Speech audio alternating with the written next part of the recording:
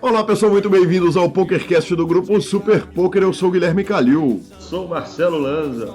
Marcelo Lanza, dessa vez a distância, né? Dessa vez, a semana passada o senhor estava fora e eu estava dentro, e dessa vez eu tô na Carolina do Sul, até fazendo uma visita de sentimentos, uma visita que eu precisava já há algum tempo e cá estou, né, cara, do outro lado do mundo, e você de volta no Brasil. Normal, né? Alguém tem que estar aqui trabalhando. Ah, exatamente. Que peito. Que peito, né? Eu sentado aqui gravando e o senhor tem essa coragem. Aliás, semana que vem o programa deve atrasar, porque na data de gravação eu vou estar em viagem. Então, ou nós vamos conseguir fazer ele um pouco antes e ele sai na data, ou nós vamos conseguir fazer ele um pouco depois. Veremos. Vamos aguardar. Vamos aguardar. Vamos aguardar. Exatamente. A gente começa lembrando que para ouvir um podcast, você tem o Google Podcasts, você tem o Deezer, Spotify, você tem até o YouTube, né? O nosso patrocinador Lucas Pegoraro mudou o telefone dele.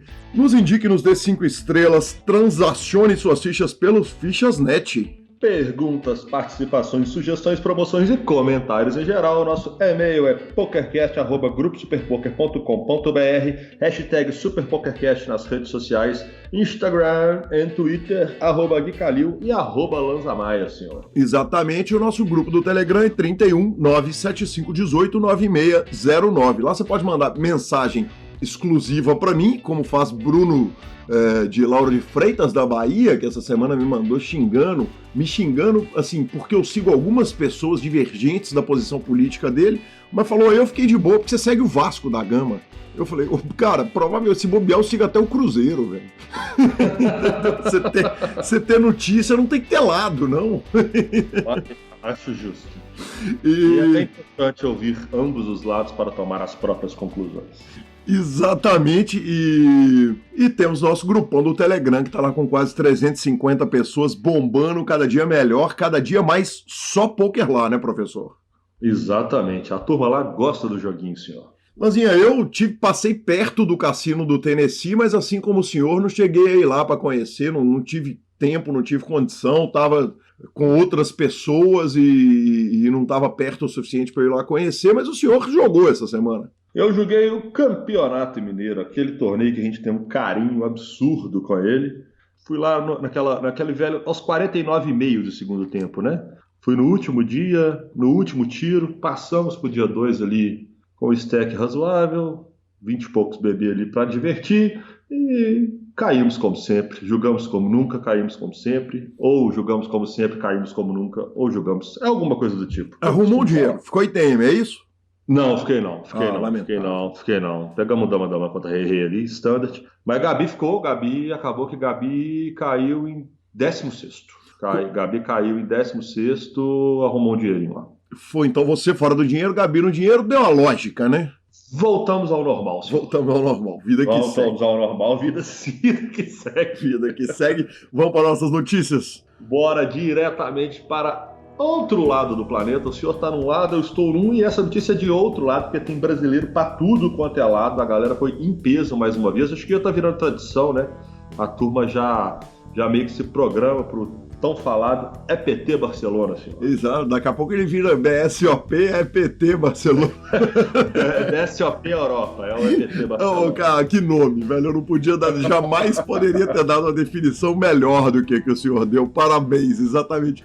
Então no BSOP Europa, ou também conhecido como EPT Barcelona, formada mesmo, cara, a gente tá pegando o torneio ainda muito no começo, né, então o Main Event está começando agora, mas o Super High Roller já teve a FT formada com ninguém menos que Rui Ferreira, nosso entrevistado aqui do PokerCast, e nomes como Steven O'Dwyer. O EPT National Barcelona acabou, quem ganhou foi o jogador da Estônia, o Marco Koplima, ele ganhou 585 mil euros, não são dólares, são euros, vale mais do que o dólar, teve 4.682 entradas, e superou a edição do ano passado, cara. A edição do ano passado teve pouco menos de 100 entradas, e toda vez que a gente faz esse tipo de comparação, a gente não pode deixar de apontar que a gente vê esse tipo de comparação, a gente não pode deixar de apontar, porque isso mostra o que está óbvio que nós estamos enxergando, crescimento total do Poker Live, felizmente, né, professor?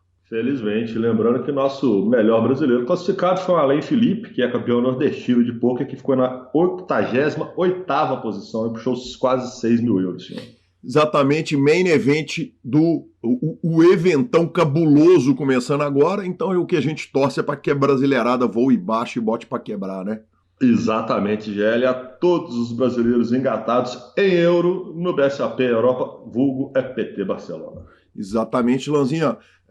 Vamos para a segunda notícia, cara. PokerStars reduz muito o número de mesas de cash game. Jogadores que podiam jogar até 24 mesas passam a jogar 4 mesas. Essa notícia, Lanza, saiu poucas horas depois que nós gravamos o PokerCast passado. E, cara, sem surpresa, né, Lanza? Ela segue a linha da empresa, né?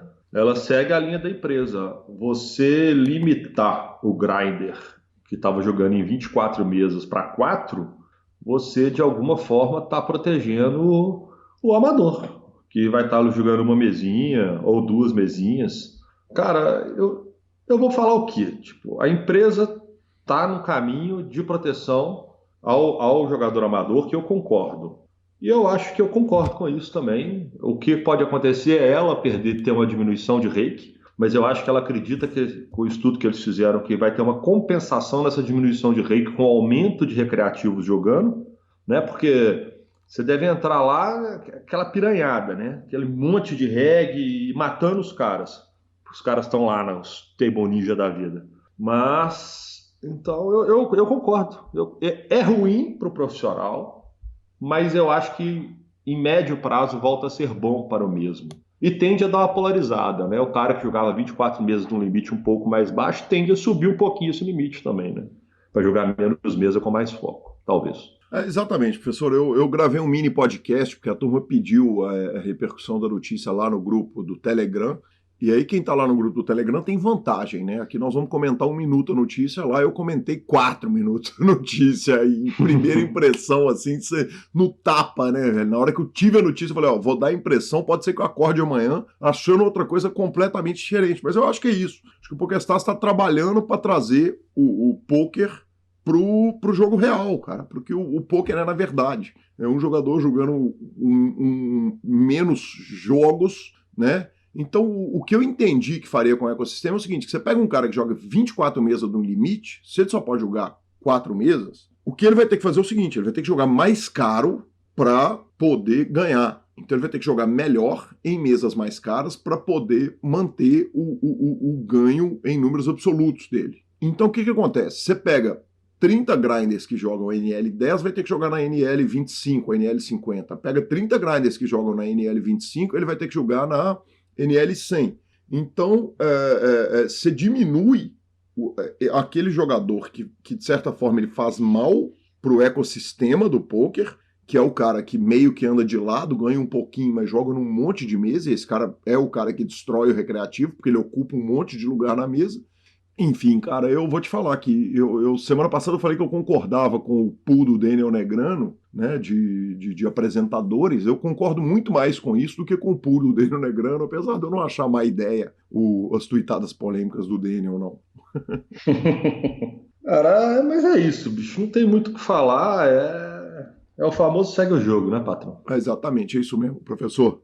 Cara, e mais um capítulo infeliz com a novela Cassinos e Phil Ivey, onde o Borgata prendeu o prêmio do PPC do Filipinho.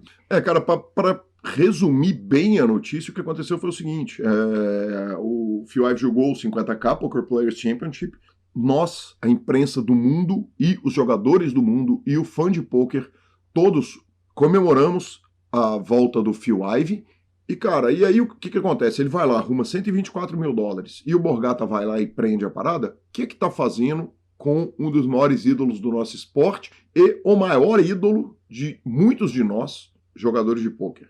Jogar só em Macau, né? Tipo, ele não vai aparecer mais. Exatamente, cara. Você tá tirando o ídolo do esporte. Quando você tira o ídolo do esporte, você tá fazendo mal pro esporte. O Borgata tá pouco ligando pro pôquer.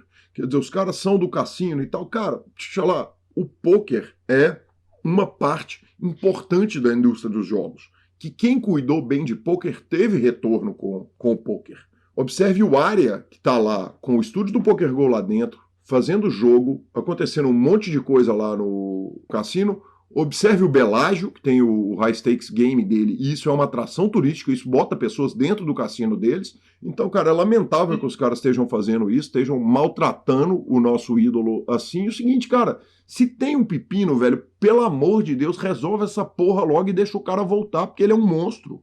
Eu acho que... E outra coisa, o pôquer é formador de jogador. Sempre, seja ele qualquer área. Quer dizer, um menino de 17, 18 anos, ele vai começar jogando pôquer, ele não vai começar jogando roleta, não. Uhum. Então, até para o jogo de cassino, o pôquer é importante. Quer dizer, ele forma, ele é base para iniciar as pessoas no mundo dos jogos também. Então, eu não consigo entender isso também, não. Eu acho que já passou da hora deles conseguirem fazer um acerto, um acordo, resolver isso de alguma forma que mantenha o ídolo jogando e não mandando ele para o outro lado do planeta para jogar ou fazer qualquer coisa do tipo. Porque, cara, eu se eu fosse ele não jogava mais. Eu não apareço lá enquanto aconteceu. Vai aparecer para quê? Lanza, para pensar o seguinte, o que os caras estão querendo, velho? Dar um exemplo de que se você tentar ter vantagem sobre o cassino, você vai fazer mal? Talvez é isso que os caras estejam fazendo. Mas, bicho, eu vou te falar, se eu puder evitar de jogar no Borgata, enquanto eles estiverem fazendo isso com o Phil Ivey, velho, eu vou evitar de jogar na rede, nos cassinos da rede dos caras, velho. Porque, bicho, isso queima mesmo. Isso é um negócio enlouquecedor, tá louco. É ridículo. Já deu o que tinha de dar. Bom, Brasilzão da massa. Vamos mudar o Sunday Million, né, cara? Nós vamos ter que colocar outro nome no Sunday Million também, porque de novo deu brazuca. Exatamente, cara. Já que a gente tá gravando na segunda-feira o programa, não custa trazer a notícia. FKA-XM é o nome do parceiro. Tem um K ali, hein? Quem sabe é Kalil. Só que não. Só que não. Tem M também, porra. Pode ser Maia, de Marcelo Lanza Maia. Também, né? Não. Okay. Também não. Então tá. De qualquer forma, o cara arrumou 88 mil doletas, Lanzinha. E o formato do Sunday Million foi o Progressive Knockout. 14 mil entradas, mais uma vez, mostra o seguinte. A turma gosta do Sunday Million diferente do Sunday Million tradicional, né, cara? Impressionante como é que na hora que dá uma mudadinha, mete um knockoutzinho ali, a turma entra mesmo, quer dizer, o Sunday Million, que a gente fez uma cobertura muito de perto dele e estava batendo ali em 10 mil entradas, agora bate 14 mil, impressionante, né? O nocaute especificamente tem sido um sucesso, né? Toda vez que bate é um sucesso. Confesso que eu corri para tentar jogar ontem, quando eu caí do Mineiro, cheguei em casa e não deu tempo, que é uma delícia esse torneio. Eu tentei jogar a tempo, mas infelizmente não deu, não. Cara, tá louco, é muito bom, bicho. Muito bom, cara. Mas sucesso. Você vê que tipo 30%, 40% a mais que dá de público quando coloca o nocautezão da massa, né? Que é um formato que tem sido muito bem aceito em todas as plataformas que a gente está vendo. O nocaute, o progressivo nocaute, a turma tem gostado bastante de jogar o joguinho. Bacana demais, professor. Enquanto a gente fica com a palavra do nosso patrocinador Fichasnet, lembrando que o Lucas mudou o seu telefone, o telefone lá do Fichasnet, você consegue falar com ele no número que está na descrição dos nossos programas e nesse anúncio nosso. E professor Marcelo Lanza Maia, vamos para a segunda parte. Cara, que sucesso a entrevista do Yuri, velho, sucesso total. E olha que eu achei que a turma ia reclamar, que eu falei muito de música com ele. A turma foi feliz pra caramba, recebeu mensagem de todo lado. Vamos para essa segunda parte espetacular com Yuri Martins. O Fichasnet é o seu parceiro para compra e venda de ficha nos principais sites de pôquer online. Chame o Fichasnet e avise que chegou até eles pelo PokerCast para participar de promoções super especiais para os nossos ouvintes. O WhatsApp do Fichasnet é 062 99837 1007 e lá você negocia suas fichas com os melhores preços. O Fichasnet trabalha com créditos do PokerStars, PariPoker, PPPoker, UPoker, EcoPays e AstroPay Card. Repetindo, o WhatsApp do Fichasnet é 062 99837 1007. O número está na descrição dos nossos programas. Fichasnet, confiança e melhor preço para suas fichas.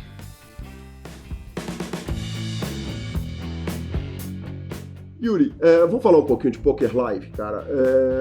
Por mais que você tenha resultados incríveis no Poker Live. Quer dizer, você tem a cravada do LPT Grand Final, tem o vice do Main Event do BSOP de 2011, metade do seu ganho live praticamente, quer dizer, um ganho de 1,2 milhões de dólares no segundo Random Mob, metade do ganho quase foi feita nessa WSOP, né, naqueles 5 ITMs, 4 ou 5 ITMs com 2 resultados gigantescos. Eu queria que você contasse um pouquinho da relação do live, da importância do live, do tesão que você tem, do carinho que você tem, ou até do não carinho, do não foco nisso aí. Qual que é a sua relação com isso? A minha relação atual é sensacional, assim. Eu tenho um prazer, assim, inenarrável por jogar live nesse momento. Mas não foi sempre assim. Como eu sempre joguei online, sempre joguei muita mesa, cara, eu achava muito entediante jogar live. E daí, só que eu aceitava isso e acabava não jogando, eu jogava muito pouco, eu realmente ia pros eventos em que ia ter mais amigos e tal, eu ia mais pela viagem do que pelo poker live em si. Hoje em dia já não é mais assim, sabe? Hoje em dia eu tenho um carinho gigante pelo live e eu mesmo criei ferramentas, eu tive que trabalhar isso em mim e me superar para vencer o tédio. E a maneira que eu consegui vencer o tédio foi, como é que eu posso dizer? Tem uma coisa que o Murilo Gun fala, você resolve o problema dos outros, isso vai treinando quando você vai ter que resolver o teu problema. Então eu vou resolvendo mãos dos outros, sabe? Enquanto eu não tô jogando pra me manter ocupado, ou eu coloco um podcast, alguma coisa assim pra escutar, enquanto eu tô jogando live, enquanto não tá numa reta final e tudo mais. Mas assim, eu procuro não encostar no celular mais, essas coisas. Porque quando você encosta no celular ali, você fica querendo ver o mundo todo, e daí você perde um monte de informação da mesa e tal. E aí acaba que fica mais entediante ainda quando você tá no celular, porque daí chega uma hora que você já viu tudo no celular, e daí você pega o celular de novo, você já viu tudo, e aí acaba nesse vício, você fica ali no celular. Enfim, eu consegui encontrar prazer no Poker Live fazendo esse tipo de coisa, conversando com a mesa, cara, até exercício de respiração, cara. Eu faço milhões de coisas na mesa de live que hoje em dia me dão prazer, e hoje em dia eu dou muito valor também para aquele momento. Eu sou muito grato por, ter a oportunidade de estar ali, sabe, que é o sonho de tantas pessoas, e sempre foi o meu sonho, né? Aí, é engraçado, porque antes eu ia pro WSOP no início, assim, sempre foi o meu sonho, eu chegava lá e tinha tédio, ficava meio queimado, eu falava, hoje em dia eu olho pra trás e falo, cara, o que eu tava fazendo, né? Eu tava vivendo o meu sonho e não tava dando valor pra aquilo, sabe? Porque a ansiedade tava maior do que a minha... Enfim, eu deixava a ansiedade tomar conta da minha mente. Aí, hoje em dia, eu criei maneiras de controlar a ansiedade, porque realmente...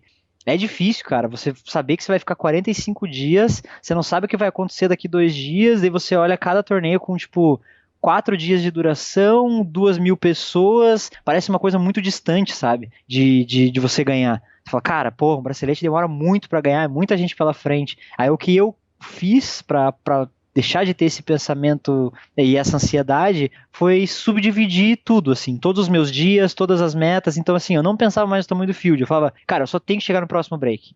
Se eu chegar em todos os próximos breaks, eu vou ganhar o torneio. E aí eu entrei nesse torneio aí, no torneio que eu, antes de jogar o torneio que eu ganhei, eu tava jogando um 600 Omaha lá, e aí eu falo, cara, 600 Omaha, 2.000 cacetada lá de pessoas, sei lá. Se você pensa no tamanho, no número de pessoas que tem e no número de horas que aquilo vai demorar pra acabar, cara, você já fica entediado só de pensar, cara. Você fala, meu Deus, eu vou ter que jogar 3 dias seguidos, 12 horas por dia pra ganhar um torneio. Não é possível, não vou conseguir, você vai ter que desviar de todas as balas possíveis, e se você pensar assim já vai parecer uma coisa muito impossível. Agora, se você subdividir isso, fica muito mais fácil. Então eu falo, cara, só tenho que... O meu dia tem 5 etapas, que são os 5... breaks, né, no caso. São 4 breaks, no caso. Mas são 5 etapas. 2 horas, 2 horas, 2 horas, 5 níveis. 5 blocos. Ou 10 níveis, né? 5 blocos, isso. Aí eu ficava com isso na minha mente. Eu tenho que chegar até o próximo bloco. Daí na minha mente era lá, 1 de 5. Daí, ok. Ganhei o 1 de 5, passei.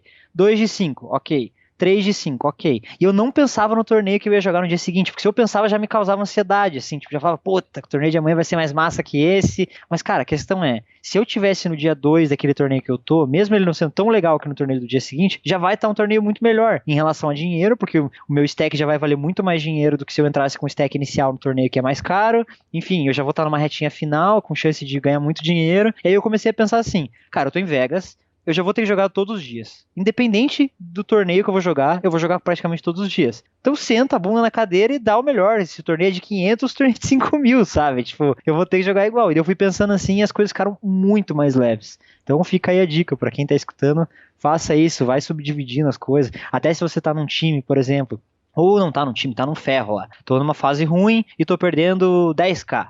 Se você pensar em todo o caminho que você tem até ganhar 10k de novo, você já vai entrar no grind desanimado já. Você vai falar, porra, tenho 10k pra recuperar. Aí você vai jogar lá um torneio de 11 que paga 500 pro primeiro, você fala, cara, mas paga 500 e eu tenho 10k pra buscar. Vai parecer que é uma coisa impossível, mas que tal, tipo, subdividir os teus 10k? Fala, cara, essa semana eu tenho que ganhar 1.5k. Uhum. Olha que coisa fantástica. Você fala, cara, você tá num torneio de 11 que paga 500, você fala, caramba, é 33% da minha meta já, meus 1.500. E aí imagina, se cada semana você ganha 1.500, em um mês você já vai ter ganho 6k, só vai faltar 4, cara, tipo, entendeu? Então vai ficar, olha, a vida fica muito mais fácil pensando dessa maneira, fracionando as coisas, sabe? Não pensar já direto no que você quer alcançar, né? Yuri, você falou que é nerd no estudo, e evidentemente a palavra nerd aí é aplicada com o maior carinho do mundo, né? Da melhor forma possível. Na hora de formar uma reta de Vegas também é feito da forma mais nerd, quer dizer, você senta, abre a reta inteira, desenha, colore. Quanto tempo você gasta para definir o tamanho da reta que vai ser feita em Vegas? Isso, perfeito. Tem tudo, cara, tem que pensar em tudo. Pensar qual é o meu edge em cada torneio, né? Qual é a vantagem que eu tenho, qual é o meu ROI em cada torneio. Cara, basicamente a montagem da grade eu faço do jeito mais matemático possível. Uhum. Faço zero emoção e 100% matemático. Onde eu sei que eu vou ganhar mais dinheiro é lá que eu vou estar. Uhum. É isso. Na escolha da minha reta é isso. Onde eu vou ganhar mais dinheiro é lá que eu vou estar. Ou, por exemplo, uma reta de W Cup que eu vou vender action nos torneios mais caros. Se é um torneio mais caro que eu tenho muito mais edge, por exemplo, vamos pegar um torneio de 5k de Hold'em e um de 5k de 8 game. O 5k de 8 game, eu sei que o meu ROI vai ser muito maior que o 5k de Hold'em. Então o que acontece? Eu compro uma porcentagem muito maior do meu 5k de 8 game e compro uma porcentagem menor do 5k de Hold'em. E assim vai. É tudo pensando na matemática, no ROI, tudo com consciência, né? Nada feito com emoção. Ah, eu quero muito jogar esse torneio, mas às vezes o cara nem tem edge lá no torneio, só vai jogar pela emoção. Cara, a emoção não é muito nossa amiga no poker, infelizmente. Então, assim, dessa forma que eu faço, de um jeito bem nerd mesmo, bem matemático. Yuri, tem vida social em Vegas, cara? Dá tempo de dar um rolê ou na WSOP não tem isso, cara? Vim trabalhar e vou ficar 45 dias aqui no deserto, longe de casa, trabalhando. Depende muito da tua intenção na viagem. Conforme os anos foram passando, mais eu fui trabalhando e menos tirando dias off. Porque como no primeiro ano foi o ano que eu tirei mais dias off, por quê? Porque eu quero conhecer a cidade, eu quero, enfim, tem muita coisa para conhecer lá, tem muita coisa legal para fazer que nós não temos no Brasil, e de fato foi uma viagem, sei lá, meio a meio em relação a grind e diversão, assim. Lógico, eu grindei, em relação ao número de dias, eu acho que eu grindei mais, mas eu me diverti bastante. Aí conforme os anos foram passando, como eu já conhecia as coisas, aí foi ficando mais trabalho. Aí esse ano especificamente foi muito trabalho. Esse ano eu acho que eu tirei em 40 dias, 42, acho que eu fiquei lá, eu acho que eu tirei 2 dias off, sei lá, o resto é tudo trabalho. O primeiro ano que você foi para a WSOP foi o salto de paraquedas com o Aldão Almeida? Foi. Acho que foi o primeiro ou o segundo esse, foi bom demais, que isso. Pô, isso mostra bem a tendência ao risco, né, cara? O gosto pelo risco, né? Exato, mas cara, é sensacional. Porra, eu sempre tento achar alguém pra fazer isso de novo comigo, mas a galera tem medo.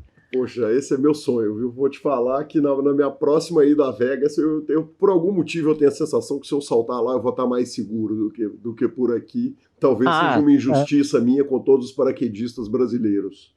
Pode ser, mas porra, se você for pra lá e eu estiver lá na mesma época e não estiver jogando, me convida que eu vou junto na parceria, com certeza. Certamente faremos, que legal. Yuri, Super High Roller, cara, você olha para aqueles caras jogando aqueles Super High Rollers todos, o olho brilha, velho, dá vontade de dar o tiro de 100k e se pegar com os Stephen Chidwick e os David Peters da vida? Cara, eu vou falar que eu tenho mais vontade de jogar na Bob's Room do que jogar os 100ks de torneios, assim. Porque se eu chegar ao ponto de jogar no Bob's Room, os 100ks vão ser um acesso, em teoria, fácil, assim, sabe? Uhum. Bob's Room, pra quem não sabe, é a sala que tem no Bellagio, lá em Vegas, que é onde as pessoas jogam Mixed Games. Então, lá acho que não sei, talvez os blinds mais baixos que tem, acho que acho que é 300, 600, algo assim.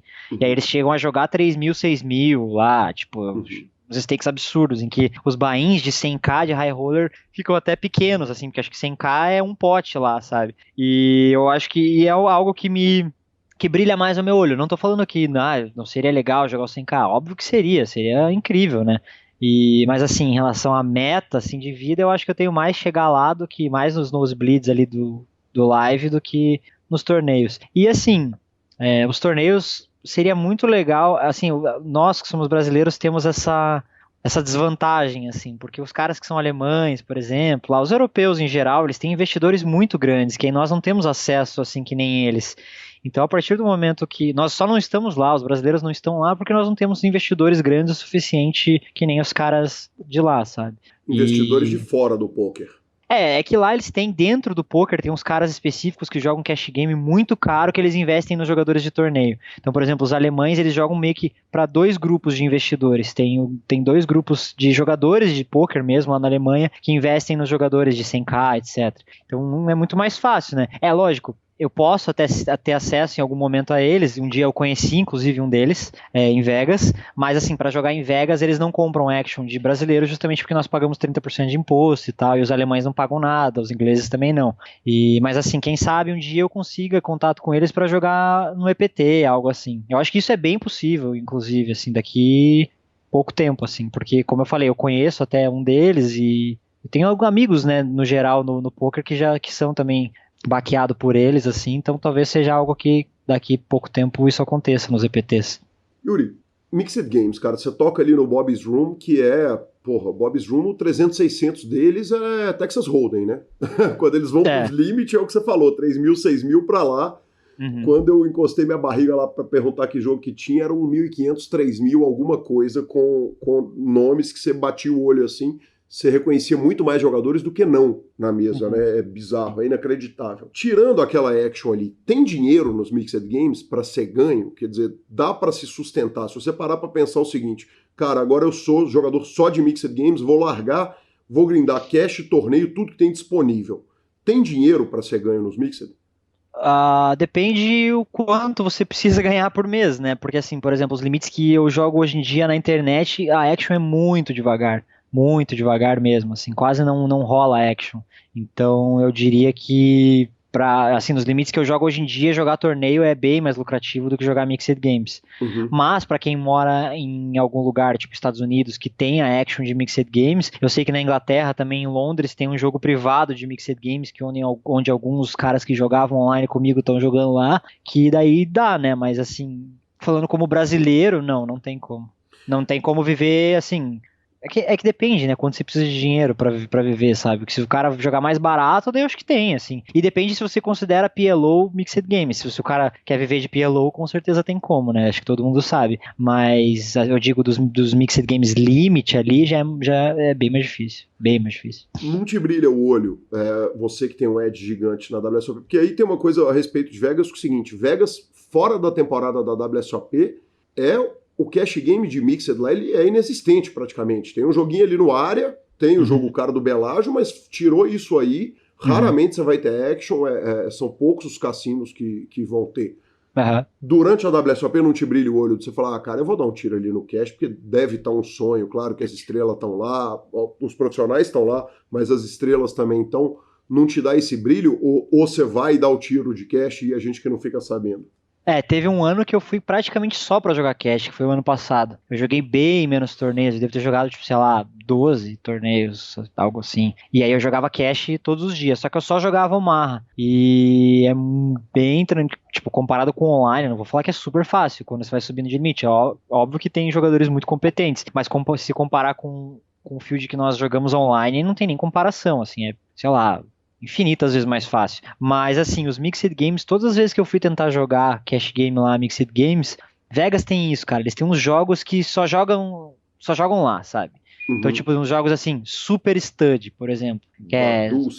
Badense. Exato. Esses jogos que, tipo, você nunca vai jogar. Esse, assim, Baduce e Badense, eles ainda...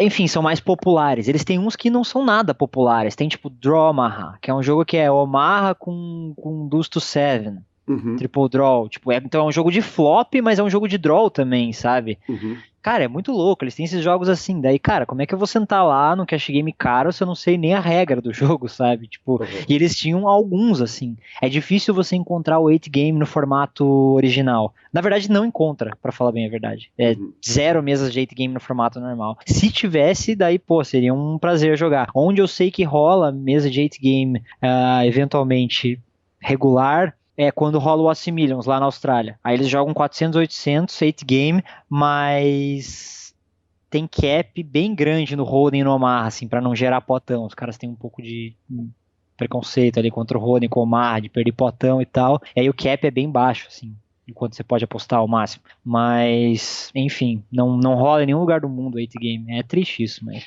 Aí tem alguns jogos, tipo 100, 200, stud, high-low. Mas, cara, você vai lá, você olha, tipo, uma mesa com 8, 9 pessoas, num jogo que é super lento, que cada mão, pô, imagina, tem muitas streets, e aí não vale pelo tanto que você vai ganhar por hora, sabe? Porque a mão demora muito, não é um limite tão alto, é alto até, mas se fosse jogado de forma mais rápida e tal. Enfim, por isso que eu não jogo muito cash game, mixed games, quer dizer, nunca joguei, pra falar a verdade, só joguei Omar. Aproveito para mandar um abraço para o nosso ouvinte Vinícius Colasso, que ficou lá em Vegas jogando esses jogos malucos durante um tempo. Eu tô para trazer ele aqui para o PokerCast para contar essas histórias uma hora, não vai demorar para ele vir aqui contar essas maluquices todas. Show. Yuri, onde que você estuda, cara, Mixed Games? Porque aí tem algumas coisas. O primeiro é o seguinte, no Super System 1 do início dos anos 70, o capítulo de RES é super avançado, ele meio que atende até hoje ali. Uhum. Ele funciona até hoje. Por outro lado, tem jogos, quer dizer, hoje em dia os caras evidentemente imagino que devem estar rodando simulador, rodando um monte de coisa, e o que a gente entende por Mixed pode servir para a gente se virar ali no 8-game do BSOP, mas já não serve mais para se virar no 8-game high do W Cooper do Scoop.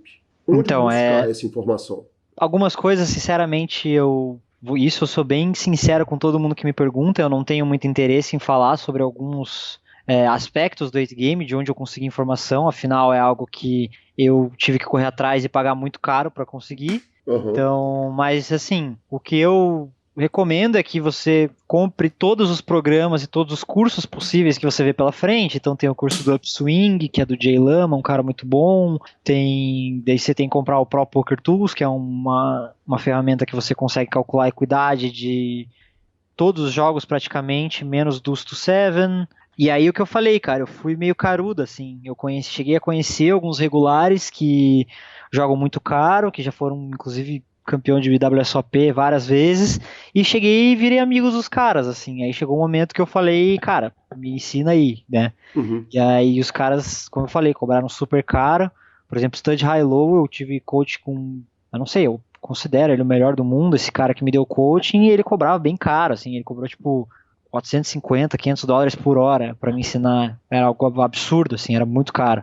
Pô, mas valeu cada centavo. Inclusive, ele tá na foto minha do bracelete, foi muito legal ele ter ele lá, porque, cara, ele sabe que foi... Assim, eu sabia muito pouco do jogo, assim, e daí a gente virou amigo, pedi pra ele me ensinar, e tudo que aconteceu depois...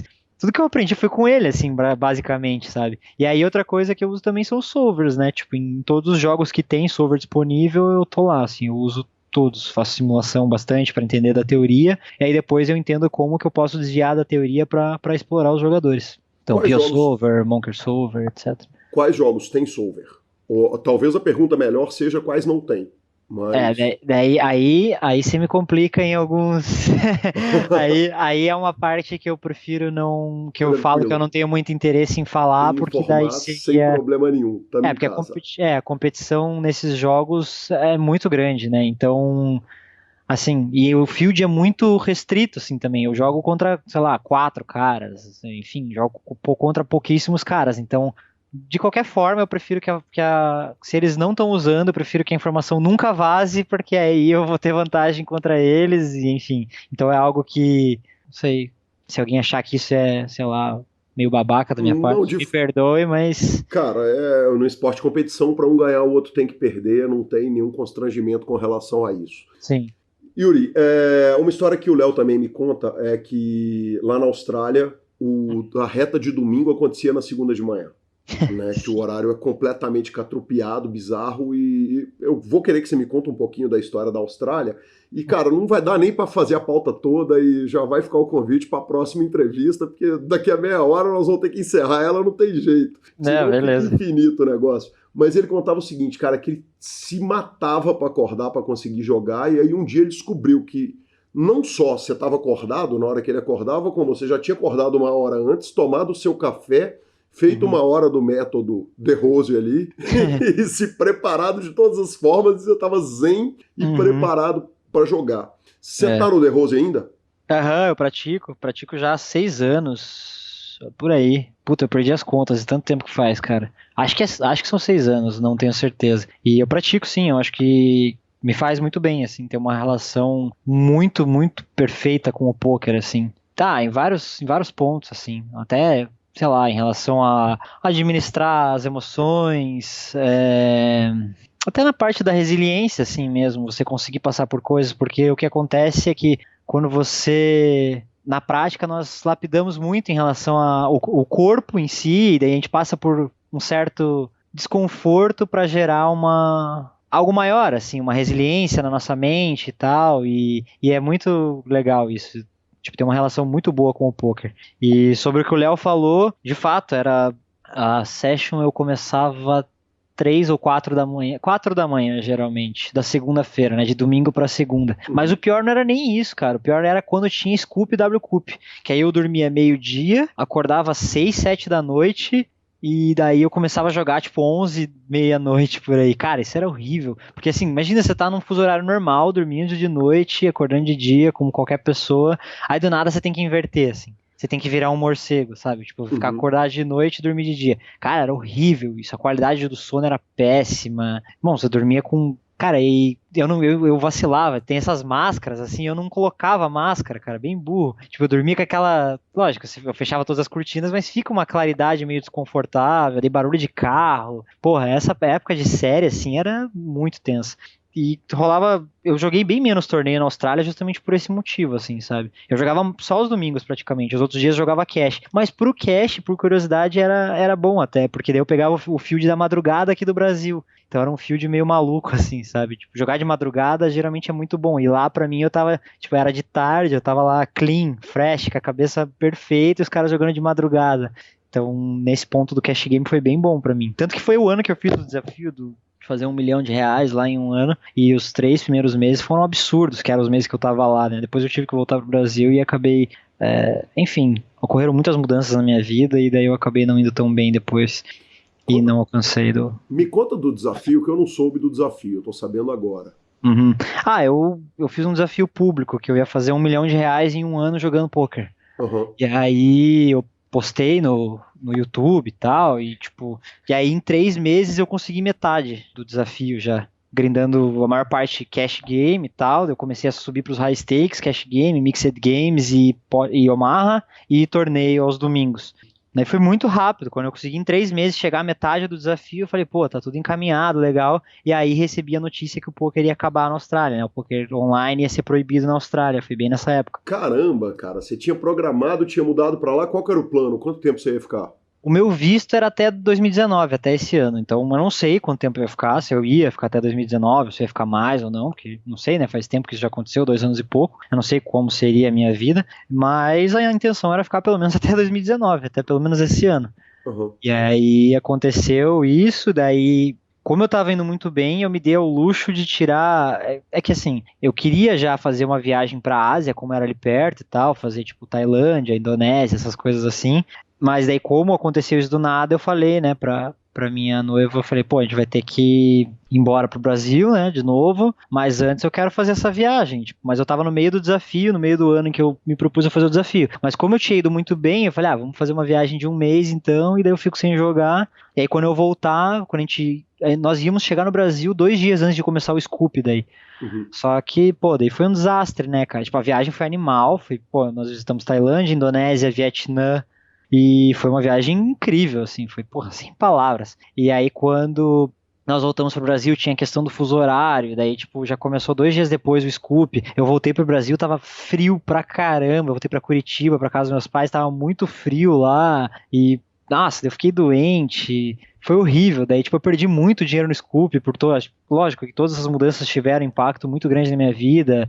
Enfim, cara, foi uma mudança bem intensa, assim. Aí, acabou que no fim do ano eu consegui um pouco mais da metade, assim. Em 3 meses eu consegui a metade, daí eu perdi bastante durante o Scoop, daí eu recuperei tudo que eu perdi e acabou que, no fim das contas, eu consegui mais ou menos, sei lá, 60% do desafio, assim. Foi um ano muito bom, óbvio, mas acho que se eu não tivesse essa mudança, eu acho que eu teria conseguido, assim, sabe? Não por isso, né? Esse ano, em 3 semanas ali, ou 4 semanas em Vegas, já bateu R$ 1 milhão. Tá, esse ano foi diferente, esse ano eu não tinha nenhum desafio público, mas já deu. A ida para a Austrália e a vida de casado, ela é macia, porque o Dan estava me contando algumas histórias, o seguinte, entre as histórias que ele toma remédio para dormir, ele não consegue dormir tranquilo, e que um dia você faz uma reta final de um 10K da WSOP de Omaha, chega no quarto, o efeito do remédio dele para dormir já passou, você chega, acorda ele para contar a parada, ele tinha que jogar às 11, você dorme e ele fica acordado. Soma-se a isso, não contente com isso, conta-se que senhor Yuri era a namorada do McDonald's. Quando você pede a batata, ela fala, não quero a batata, e na hora que chega a batata, ela come a sua inteira. Ele falou, cara, a gente perguntava pra ele se ia comer pizza, ele xingava que a gente estava comendo errado, ficava puto, falava que a gente não devia pedir a pizza, chegava a pizza, ele comia a pizza de todo mundo e reclamava do sabor. Não, mas eu vou contar o porquê, É porque, ó, essa época que ele tá falando, cara, eu tava muito gordo. E aí, nós tínhamos o escritório e eu queria perder peso, porque eu tava muito gordo, cara, eu tava me sentindo mal e tal. E aí, eles iam lá e pediam pizza, eu falava, porra, galera, parem de pedir isso, pelo amor de Deus, comam direito uma vez na vida. Aí eu não tava reclamando porque eu não gosto de pizza, pelo contrário, porque eu gosto demais, entendeu? Daí chegava, é óbvio que eu ia comer, porque... E aí eles não me ajudavam, daí foi ainda bem, porque daí o escritório, depois a gente fechou o escritório, daí eu consegui emagrecer, ficando longe deles, porque, meu Deus, o Daniel é um bom companheiro para esses programas gastronômicos aí. Qualquer lugar que você vai, ele sempre faz o corre ali dos melhores restaurantes e tal. É legal, o Dan é uma ótima companhia para isso. Mas esse episódio que ele contou também do WSOP foi muito engraçado, cara. Eu cheguei, cara, eu caí, acho que do Omar, foi isso aí mesmo. E aí eu cheguei no quarto... Você cai pro Negreano, correto? É, isso aí, eu cheguei, cara, puta, não sei se eu fiz certo, sei que é lá, todo, curioso pela mão ali. Aí ele acorda, meio zonzo, assim, aí eu falo, beleza, então, daí eu fui lá, deitei, dormi, eu durmo super fácil, e ele ficou acordado sem dormir, coitado. Ai, engraçado. Sensacional. Cara, e olha que é um parceiro que salta de paraquedas com você, né? Então esse deve ser um parceiraço. Yuri, E morrendo de medo. Se você vai para Vegas e salta de paraquedas, eu imagino o que você fez na Austrália. Você deve ter surfado o tubarão, né, lá. Então, de radical, assim, muito radical, eu não fiz tanta coisa, cara. Eu fiz umas coisas mais ligadas à água mesmo, assim, tipo, mergulhei lá na maior barreira de coral do mundo, surfei nos lugares muito legais. Na Austrália tem muito tubarão, sim, mas, tipo, na minha cidade tinha uma rede, 500 metros da praia, que impediam os tubarões de entrar pra orla, assim, sabe? E aí... eu sei que desde que eles colocaram a rede nunca teve um ataque fatal. Já teve ataque, assim, do cara perder uma perna, alguma coisa assim, Só mas... isso, né? Uma coisinha leve. Coisinha leve. E aí um dos meus melhores amigos foi me visitar lá, e daí um dia ele foi surfar sozinho e ele voltou branco, assim, pra casa. Ele não conseguia nem falar, ele, viu um tubarão. Não acredito. Você falou, cara, será que não era golfinho? Porque golfinho eu via direto, assim, e às vezes se a água tava meio turva, você achava que era, você via só barbatana, né? Mas daí depois você percebia que era, ele falou, não, era um tubarão, cara, meu Deus, velho. E o pior, né, ele tava surfando, sentado na prancha, e o tubarão, ele não tava lá, assim, em direção ao horizonte, o tubarão tava atrás, em direção, tipo, à praia, sabe? Então se ele remasse em direção à praia, ele tava indo em direção ao tubarão. Então ele voltou branco, sem saber o que fazer. Ele falou, cara, eu só parei de encostar o pé na água e peguei a primeira onda que veio e já saí do mar. Falei, eu acho que você viu um golfinho, mas tudo bem. Mas enfim, eu não fiz tanta coisa radical na Austrália. Tô tentando lembrar aqui se eu fiz alguma coisa assim. Foi mais relacionado à água, assim, tipo, esporte de aquático. Ele voltou pro mar? Depois, nos dias seguintes... Voltou, no dia seguinte voltou. Mas no dia ele tava branco, ele ficou sentado na sacada por, tipo, sei lá, 1 hora olhando pro nada, assim, pensando na vida, tipo, porra, escapei dessa vez. Yuri, e o satélite do BSOP estraga a surpresa pra família da volta da Austrália, cara? Nossa, você tá lembrando muita coisa boa. Essa é do Léo também, aliás, de novo, 1000 obrigado, senhores Leonardo Ramos e Dan Almeida, que ajudaram pra caramba, cara. Sensacional, cara, tudo que eles falaram. Porra, muito legal, cara. É verdade, cara. Eu já tava planejando vir pro Brasil, porque era aniversário de 60 anos do meu pai. E aí eu ia chegar de surpresa, comprei a passagem, tudo. Aí como eu tava indo, ia rolar o BSOP Millions, bem na mesma época. Eu falei, vou tentar um satélite, né? E aí eu tentei no primeiro, e meu pai sempre lê as notícias, ele sempre lê o Super Poker, daí, tipo, estragou tudo, cara. Daí eu ganhei lá, mesmo da Austrália, daí os caras já colocaram, e tal, o Yuri vai voltar da Austrália, vai pro BSOP Millions. Daí já chegou a mensagem dele, eu falei, puta merda, que cagada. Nem devia ter jogado esse satélite. Era melhor dar uma aí para não estragar a surpresa. Né? Exato. Mas foi demais. Nossa, boa lembrança. Caramba. Yuri, maravilhosas as histórias da Austrália, mas você viveu um pesadelo literal, que é um pesadelo de todos nós na Austrália. O fechamento do poker online. Uhum. Isso, evidentemente, é um fantasma que hoje ele é muito mais controlado no Brasil. Hoje é quase praticamente 100% controlado. A gente tem paz de que o poker online hoje está super bem cuidado na mão das melhores pessoas e está super tranquilo e organizado para o caminho inverso, para regulamentar e não para proibir. Uhum. Mas você estava num país, morando num país, pretendia ficar num país e viu o pesadelo acontecer. Eu queria que você contasse para a gente que outra chance eu vou ter na minha vida de alguém que viu isso acontecer contar isso pra gente. Eu já tive, na verdade, até tive uma chance, que foi o Rui Ferreira, lá que contou a história de Portugal. Eu queria que você contasse a sensação na Austrália quando isso aconteceu. Foi horrível, foi bizarro, porque, cara, do nada você acorda com a notícia, assim, só que assim, eu não cheguei a pegar o dia em que o poker... Minto, peguei sim. Porque começaram os outros sites a serem cancelados primeiro, assim. Aí um dia eu fui entrar no 888 e daí, pum, seu país, não sei o que lá. Falei, quê? O que tá acontecendo, né? Aí o PS ainda continuou rodando por um tempo lá, que eles estavam, tipo, não sei o porquê. Que eles demoraram mais que os outros sites. Mas uma sensação horrorosa, né? Tipo, você não tem a liberdade de poder trabalhar com o que você faz da vida ali. E eu nem sei o porquê, sabe? Tipo, essa história da Austrália, ela não ficou muito clara pra mim, assim. Eu não sei até hoje o porquê que o poker online foi proibido lá. E não foi nem regulamentado, cara. Foi proibido, tipo, num país daquele, em que tem cassino, entendeu? Porra, um país que respeita a liberdade individual como ninguém, né, cara? Absurdo, exato. E daí, tipo, do nada, isso, assim, Só que eu descobri que não era do nada, que essa lei tava pra ser aprovada fazia anos, mas tava meio que... sabe, acho que os caras foram levando assim e não davam muita atenção pra isso, assim, fazia anos já. O Sketch, inclusive, me mostrou um post de, tipo, sei lá, eram 5 anos antes de acontecer, que já tinham os caras preocupados, os caras australianos. E, enfim, daí aconteceu justamente quando eu tava lá. É uma sensação meio bizarra, assim, justamente isso, mas não dá pra entender, sabe? Tipo, é uma coisa meio... Você fica, pô, que coisa injusta, que parada sem sentido você não poder fazer o que você... quer, né? Você não poder trabalhar no que você quer, numa coisa que é legal, que poderia gerar imposto, inclusive, poderia gerar renda pro país ali, empregos e tudo mais. Eu não sei qual é o motivo de não ter, na verdade, o jogo online.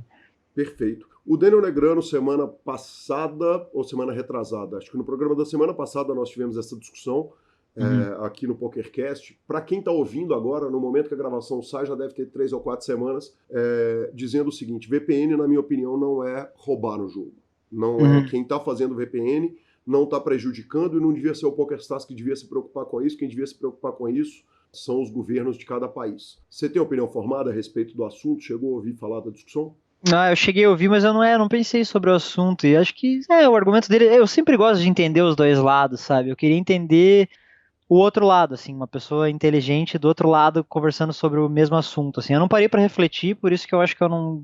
É um assunto complexo, assim, eu tenho que pensar e enxergar do prisma das duas opiniões ali, né? Um prisma mais amplo, não só de um lado, que nem esse do Negreano. Faz sentido até o que ele falou, mas Realmente eu não vou saber te responder agora o que eu acho sobre isso. Eu teria que pensar melhor, assim. Eu não. De bate pronto, eu não sei o que falar, assim. Eu sei que, nossa, rolou. Inclusive com aquele cara que fez mesmo final do WSOP, né? O cara ganhou um scoop, acho que é uma coisa assim. Ele perdeu uma nota pro Stars, né? Só que é também meio sick isso, né? Tipo, Stars esperar o cara ganhar pra daí prender a conta, sei lá. É estranho. É um free-rollzão maluco, né? Na É, verdade, essa discussão exato. tivemos, então convido ao ouvinte e a você, em algum dos programas para trás aí, tá nas guias, tá na descrição do programa. Sim. É um free roll, exatamente. É um free roll que não faz sentido pro cara que tá usando VPN, né? Então, se você tá em outro país, pense que você tá sendo free rollado. Não sei se faz muito sentido, assim, tipo.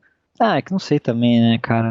A gente não sabe, sei lá. Eu vejo, pô, os caras dos Estados Unidos, imagina que eles passaram, o cara que só quer viver perto da família dele, ou mesmo da Austrália, né? Uhum. O cara tem a família toda dele lá, o cara vai ter que sair da Austrália e ir pra Europa, sei lá, tipo, pra poder jogar, não sei. Sei lá. É bizarro mesmo. Meio bizarro. Yuri, e para encerrar, cara, eu queria que a gente contasse um pouquinho a respeito do Main Event, cara. Eu, evidentemente, por todos os motivos, eu sou doente com mídia de pôquer. Então eu vou assistir tudo, vou ouvir tudo, vou ver tudo. Cara, foi afunilando ali a reta final do Main Event e começou a ter um hype na imprensa internacional a respeito de Yuri Dzivlievski. Cada um falava de um jeito. Aham. Cara, porque é um cara ex-primeiro colocado no ranking do Pocket Fives, é um cara que esteticamente ele é apropriado de todas as formas, né, cara? De estilo, Obrigado. parabéns pelo garbo, elegância e estilo. Obrigado. Falamos isso 1000 vezes, tanto nas lives com o Vitão quanto no programa com o Lanza. Então tava lá, tava cool, tava descolado, parece que teve uma situação de alguém pedir um tempo e você soltar alguma coisa tipo, olha, não faça isso, ou alguma coisa desse sentido. Então assim, cara, rolou uma febre mundial de Yuri Martins, né, Aham. da galera querendo que você chegasse e tal. Chegou a você, durante aquela reta final de main event, chegava a você a informação de que, cara, você tá crescendo o status social dentro do poker. Eu percebi isso em redes sociais e lá mesmo também, cara, pessoas iam tirar foto, cara, assisti você em todos os dias e tô torcendo muito por você, cara, dei autógrafo, cara, achei muito louco pra um gringo lá, assim, eu falei, cara, que loucura, a gente nem imagina, né, só tá ali fazendo o trabalho nosso, na boa e tal, e aí chega isso, e aí eu comecei a perceber que tava tomando uma proporção muito grande pela mensagem dos meus amigos, assim, que eles falavam, cara, eles gravavam, tipo, partes dos caras da ESPN falando, eles fizeram uma montagem de um ator também, e, tipo, metade da tela era o ator, metade era eu, um cara com bigodinho, assim, também, né, que você falou, né, falaram muito do bigodinho também, engraçado, foi sensacional, cara. Foi uma sensação única, assim, ter o trabalho reconhecido dessa forma, né? Porque é o que eu falo, a gente fica em casa fazendo nosso trabalho, coisa que a gente tanto ama, e aí ter esse reconhecimento numa proporção tão grande foi muito especial, cara, sério. Inclusive os jogadores, tinha um cara, o Nick Hamilton, alguma coisa assim, não lembro qual é o nome dele ali, que fez FT, e ele falava, toda hora que ele me encontrava, cara, você vai ganhar esse torneio. Eu falava, cara, por que você tá falando isso? Você tá no torneio, você tá enorme, cara, é só isso, cara. Você vai ganhar o torneio, cara. É isso. Você tá com cara de que vai ganhar esse torneio. Eu falo, porra, amém, né? E aí você já começa a se sentir melhor. Fala, cara, até meu adversário tá falando que eu vou ganhar. Tô achando estranho isso aí. Mas infelizmente não deu. Cara, a sensação foi só de alegria na hora que terminou, doeu um bocado. Porque, cara, você fez tão lindo, né, velho? Chega na mesa final, deita no Daniel Negrano, toca o cacete. Cara, você chega grande, sai gigante. Quer dizer, cara, parecia que tava tudo. A gente olhava aquela porra e falava, velho, vai ser, vai vir. Que massa. Assim, na hora que cai, assim, é óbvio que 100% feliz você não fica porque você queria estar ali, né? Mas, assim, nenhum momento eu reclamei, sabe? Eu tava, pô, extremamente grato, extremamente feliz por tudo que aconteceu ali, mas, pô, é muito perto, né? É óbvio que você quer estar ali, assim, então. Mas, assim, passou. Quando eu fui pra casa ali, encontrei minha família e tal, já ficou tudo certo. A gente foi jantar, pô, comemorar, foi realmente algo muito especial. E a reta é um torneio muito especial. Ele é diferente de todos os que eu já joguei, assim, na vida, assim. A reta final, ela é muito especial mesmo, assim. Todo mundo tá muito feliz, porque querendo ou não, tipo, quando você já tá ali em 30 pessoas, já tá ganhando uma grana muito boa, então tá todo mundo muito feliz, todo mundo conversando pra caramba. Pô, a vibe tava sensacional, cara. Eu não queria ter saído dali, não. Queria ter continuado. E eu imagino a sensação de fazer um FT, né? A gritaria que tava lá pro Dario tava muito massa, de arrepiar, assim, tava muito louco. Yuri, se você tiver que chutar, pega a bet, botar dinheiro. Porque chutar é muito fácil, né?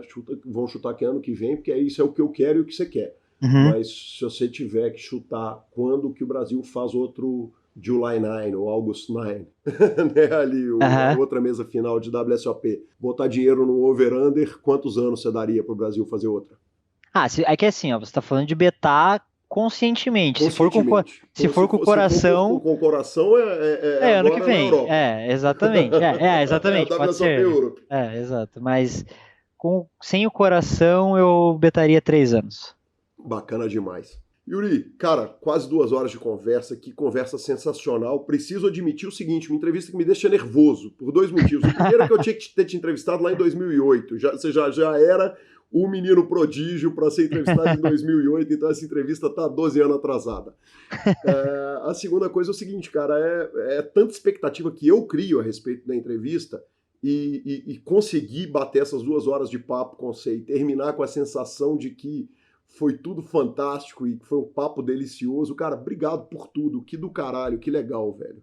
Pô, foi sensacional, passou muito rápido, cara. Que isso, eu tava aqui, bem de boa, tomando um cafezinho. Foi uma conversa conversando com um amigo e tal, tranquilo. Me senti em casa, cara. Foi sensacional. E como eu falei, tá de parabéns pela inteligência, pela agilidade ali nas perguntas e pelo entender o flow, assim, sabe, da coisa. Tá sensacional mesmo, cara. Foi muito bom e o papo fluiu de uma forma espetacular, cara. Espero estar aqui mais vezes no futuro.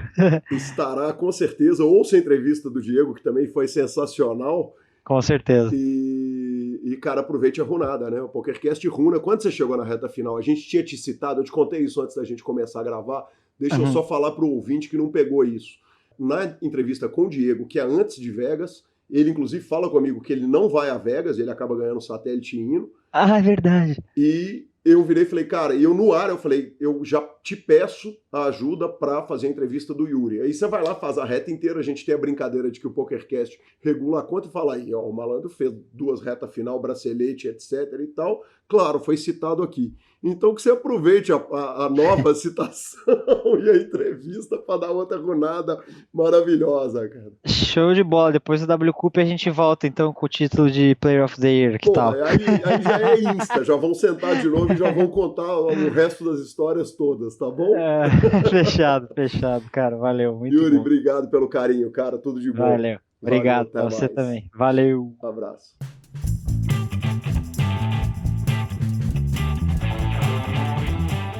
Sensacional, parte 2 do mito Yuri Nerd Guy.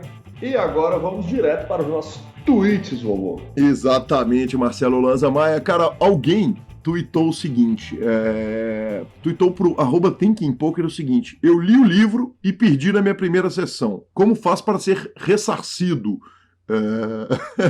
Quer dizer, o cara comprou o livro de pôquer, leu, perdeu na primeira sessão e já quer devolver o livro de pôquer. O Andrew Brokos respondeu o seguinte: me manda uma mensagem direta com o seu cartão de crédito, data de validade dele e o nome de solteira da sua mãe que eu resolvo isso pra você. Que parceiro, hein? Que parceiro, tá louco. O Alan Cunningham tweetou o seguinte: raramente eu tenho um sonho de pôquer em que, ao final da mão, eu não tenho uma dúzia de cartas de roll cards e o que tiver no pote é de comer. Pode uma parada dessa, professor? Meu Jesus amado. Pode. É o caso de repensar o que o parceiro anda consumindo antes de dormir, né? Exatamente. Drogas pesadas. Exatamente. E, Lanzinha, por último, velho, um tweet que eu não poderia deixar de ler. É do Luiz Cloud 10, que tweetou o seguinte: bacana demais os podcasts de poker do @superpoker e @Guicalil. Detalhe, ele não te marcou, não marcou @Lanzamaia, não marcou a hashtag SuperPokerCast, mas por que a gente não leria o elogio gratuito de um ouvinte assim aberto no Twitter, né, cara? Tá louco, a gente tá lendo até crítica, ainda mais elogio. Exatamente. Muito bem posto, professor Marcelo Lanza. Vamos para as redes sociais? Redes sociais, senhor. Professor, redes sociais, temos áudio do ouvinte. Cara, olha que sensacional o áudio do Rafael Sandrini. Olha, Calil, eu sou ouvinte do programa aí e acho que vou pedir uma explicação aí que nenhum ouvinte pediu. Tô lendo aqui o livro Poker, a essência do Texas Hold'em, do Carlos Mavic. Aí chego aqui na página 73 e aí tem a falinha, né? Aí vejo que o autor é Guilherme Calil, o senhor, e diz: quer ver flop de graça? Então liga pro Juliano Maizano. Eu juro, eu queria que você explicasse pra mim aí o que eu não entendi essa falinha. O que tem o Juliano Maizano aí que nós vamos ver flop? Um abraço. Pois bem, senhor Rafael Sandrini. Cara, é o seguinte, velho. Acontece, inclusive, de você não entender normal. Não me assusta o fato de você não ter entendido a tuitada. Explico agora, cara. Flop é a revista do Juliano Maizano. E na época, cara, a comunidade do poker era bem menor.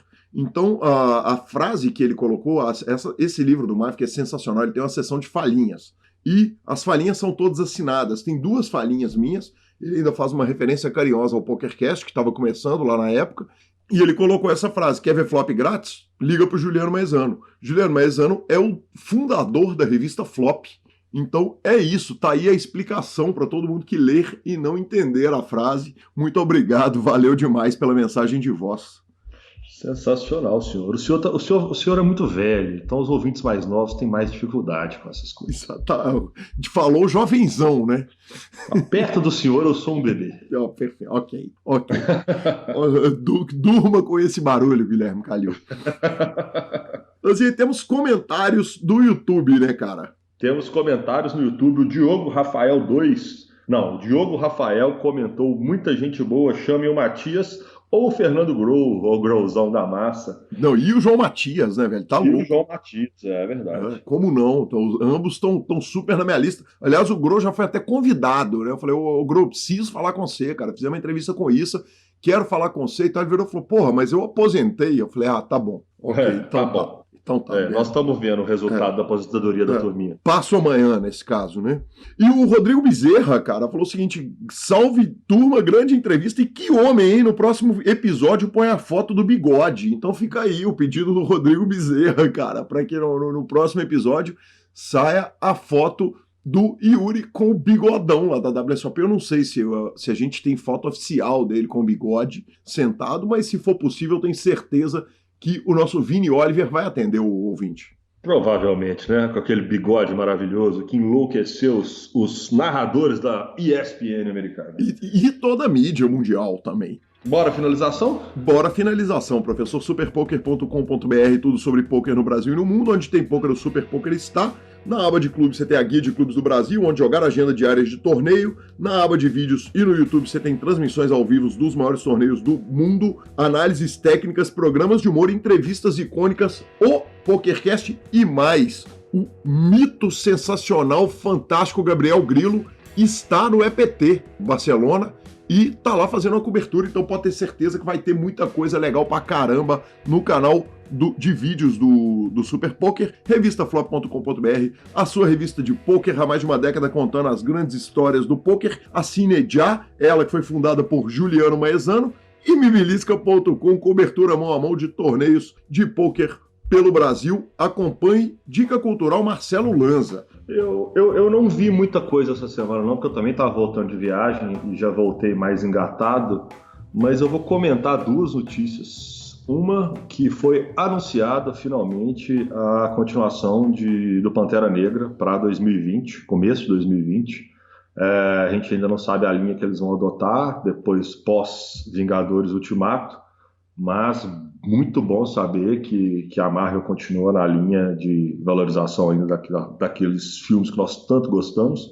E a outra, cara, é que foi anunciada a continuação, o filme 4 de Matrix, cara. 20 anos depois. Isso é algo que quase que explodiu o meu cérebro, porque a trilogia Matrix é uma das coisas mais fodas realizadas na época. Não, parei, interromper. Eu não interrompo a sua sessão de dica cultural. Eu não interrompo a sua sessão de cultural, mas peraí, vamos lá. Estou ouvindo com muita atenção, Marcelo Lanza. Peraí. Na pior das hipóteses, você pode não gostar do conteúdo, mas o que os irmãos Wachowski, nem sei falar o nome deles direito, conseguiram fazer na questão cinematográfica mesmo, de filmagem, que eles colocaram, sei lá, 17 câmeras, fizeram os efeitos que nunca tinha sido feito no cinema. Então, na pior das hipóteses, ele revolucionou o cinema na parte de computação gráfica, senhor. Isso tem que ser respeitado. Se você gosta ou não do conteúdo, aí a comunidade nerd vai te bater sozinho. Nem eu preciso bater. Ok, então vou deixar toda a comunidade nerd te bater. Agora, sobre computação gráfica e inovação de cinema, aquilo é um marco no cinema. Isso é fato. Tá bom, posso explicar então por que a minha interrupção? Pode. Cara, eu acho o primeiro Matrix um filme genial. Genial, eu não tô falando que ele é bom, não. Ele é absolutamente genial, ele é brilhante, ele tá à frente de seu tempo, ele revolucionou o cinema no momento em que ele foi lançado. Muito obrigado, senhor. Tá? A continuação dos filmes é cada lixo, brother. É cada... Meu mano... Pelo amor. Eu não concordo como lixo, mas de fato elas são muito aquéns do primeiro filme. Tá bom. E é mais um motivo de eu explodir minha cabeça deles quererem fazer o quarto com ele, inclusive. Keanu Reeves está no quarto filme. Tomara que eles recuperem a ideia original do golpe. Basicamente é tipo 2014, né, Lanza? Keanu Reeves. Nossa.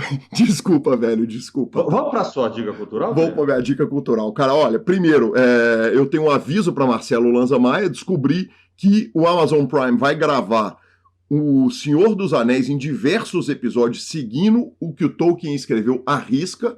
Então, recebi essa notícia e te mandei, né, velho? Falei, cara, olha isso aí, Lanzinha, que isso vai te fazer feliz, com certeza. Espero que tenha feito. Me fez muito feliz, apesar de eu achar que os filmes Senhor dos Anéis, eles seguem muito bem, muito fielzinho, muito bem feito. Eu li todos os livros do Tolkien e não acho que tem tanta mudança assim não, mas só de falar que é Senhor dos Anéis e vai ter mais coisa pra gente ver, não tem como ser ruim. Muito bom, professor. Cara, eu preciso de fazer uma correção. Da semana passada eu falei que chamava Google Reads, o aplicativo que o Rafa me mandou. Não é Google Reads, é Goodreads. Eu errei mesmo, cara. Eu viajei na maionese. Você clica lá, né, velho? Tá lá o aplicativo com Gzão, você clica nele, esqueci, viajei. Então, fazendo essa correção, o nome do aplicativo que eu dei de dica cultural na semana passada é Goodreads e não Google Reads. E essa semana eu li um livro, cara, que chama As 7 Vidas de Nelson Motta. É o Nelson Motta contando da vida dele, então dos momentos dele, lá no começo da Bossa Nova no Rio de Janeiro, o momento que ele morou em Nova York. Cara, um cara tava no centro de tudo, é um cara que bebeu com o Mick Jagger, sentou com o Tim Maia, no apartamento do Tim Maia em Nova York, né? O cara foi escritor, colunista, produtor de música, compositor, e cara, eu peguei esse livro, trouxe ele para viajar, eu tinha voos longos e achei que ele ia durar uma boa parte da viagem, não consegui parar de ler, cara, basicamente antes de estar sobrevoando o México, eu já estava terminando o livro. Foi, cara, que sensacional. Então fica a dica, não é um livro novo, mas As 7 Vidas de Nelson Motta é sensacional. Aí sim, senhor. É disso que o senhor sempre trazendo coisas culturais, né? Impressionante como é que o senhor é um cara diferenciado. Mas você sabe o que eu ando querendo, Lanzinho? Eu ando querendo mudar o nome do quadro de Dicas Culturais para o quadro O Que Estamos Vendo, porque eu tô achando esse nome Dicas Culturais muito arrogante, sabe, velho? Tipo assim, quem somos nós para dar dicas culturais? A gente não pode dar dica nem de pôquer. A gente pode falar, então, que o nosso quadro é Nossas Dicas Culturais. Ok, que homem, velho. Que homem, Marcelo Lanza, pelo amor de Deus, tá perfeito. Porque nós estamos falando que a gente vive, né? Inclusive, por incrível que pareça, nós vivemos em 2 universos completamente distantes que se colidem em algum momento. Exatamente, que estão em total interseção quando falamos de pôquer, né? Porque pôquer e Clube Atlético Mineiro. Exatamente. No restante de música, Não, até a vida de um pai casado pai casado, convicto, solteiro, que nunca vai se reproduzir. Como a gente tinha tudo para dar errado, mas nós damos certo. E que amor, cara, que amor desses dois apresentadores. Fechamos o programa falando que @Gui Calil e @Lanza Maia são os Instagrams e Twitters desses dois apresentadores tão diferentes. Nos indique, nos dê 5 estrelas, mande o link no grupo do WhatsApp, venha para o nosso grupo do Telegram. Aproveita que o programa está terminando, já manda uma mensagem lá no 31 975 18 9609 que eu te adiciono. Transacione suas fichas pelo Fichasnet e a edição é dele, o fantástico Vini Oliver. Um grande abraço, moçada, e até semana que vem. Valeu!